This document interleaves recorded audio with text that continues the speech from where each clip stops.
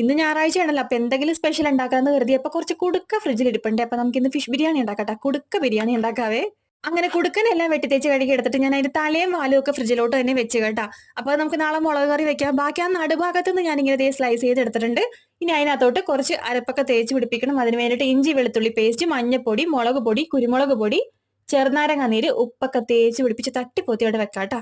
അപ്പോഴേക്കും തന്നെ നമുക്ക് ബിരിയാണി വെക്കാനുള്ള ബസ്മതി റൈസ് ഞാൻ കഴുകിയിട്ട് കുതിർക്കാനായിട്ട് വെച്ചിട്ടുണ്ട്. പിന്നെ കുറച്ച് അലങ്കാര പണിക്ക് വേണ്ടി ഇത്തിരി സവോള, ഇത്തിരി ഓയിൽ ഒഴിച്ചിട്ട് വറുക്കാൻ വെച്ചിട്ടുണ്ട് കേട്ടാ. ഇതിന്റെ പുതിയ ബിരിയാണി പോട്ടാണെങ്കിൽ നമ്മൾ അന്ന് വാങ്ങിയില്ലേ, ആദ്യമായിട്ട് ഇന്നാണ് ഉദ്ഘാടനം ചെയ്യാൻ പോണത്. അപ്പൊ കുറെ പേര് ചോദിച്ചു ഇതിന്റെ വില ചോദിച്ചിട്ടുണ്ടായിരുന്നു കേട്ടോ. അപ്പൊ ഇത് ഓഫർ പ്രൈസിൽ 1899 രൂപയ്ക്കാണ് നമുക്ക് കിട്ടിയത്. 10 ലിറ്റർ ആണേ. അപ്പൊ അതേ സവോളയൊക്കെ വറുത്ത് കോരി മാറ്റിയിട്ട് ആ ചട്ടിയിൽ തന്നെ ഇച്ചിരി കൂടെ ഓയിൽ ഒഴിച്ചിട്ട് മീനൊക്കെ വറക്കാനിട്ടിട്ടുണ്ട്. അപ്പുറത്തടപ്പിലോട്ട് റൈസും വേവിക്കാനിട്ടിട്ടുണ്ട് കേട്ടോ. അപ്പൊ 1 ഗ്ലാസ് അരിക്ക് 2 ഗ്ലാസ് വെള്ളം ഒഴിച്ചേക്കണത്. കുക്കറിലാണെങ്കിൽ ഞാൻ 1 ഗ്ലാസ് അരിക്ക് 1 ഗ്ലാസ് വെള്ളമേ വെക്കുള്ളൂ കേട്ടോ. മീനൊക്കെ വറുത്ത് മാറ്റി അതേ എണ്ണയിൽ തന്നെ നമുക്ക് ബിരിയാണി മസാലയും കൂടെ തയ്യാറാക്കി എടുക്കാം. അപ്പൊ സവോള ഇട്ടിട്ടുണ്ട്. അതിനകത്തോട്ട് ചതച്ച് വെച്ചിരിക്കുന്ന ഇഞ്ചി, വെളുത്തുള്ളി, പച്ചമുളക് ഇട്ട് കൊടുക്കാം. അതൊന്ന് വഴണ്ട് വരുമ്പോഴത്തേക്കും പൊടികൾ ചേർത്ത് കൊടുക്കാം.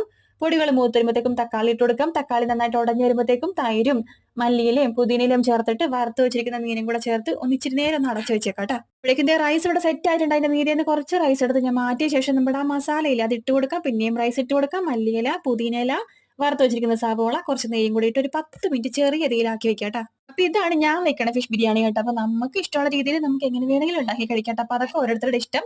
അപ്പൊ അത് ബിരിയാണി സെറ്റ് ആയിട്ടാണ് ഞങ്ങൾ അങ്ങനെ ബിരിയാണി കഴിച്ചിട്ട് 2 3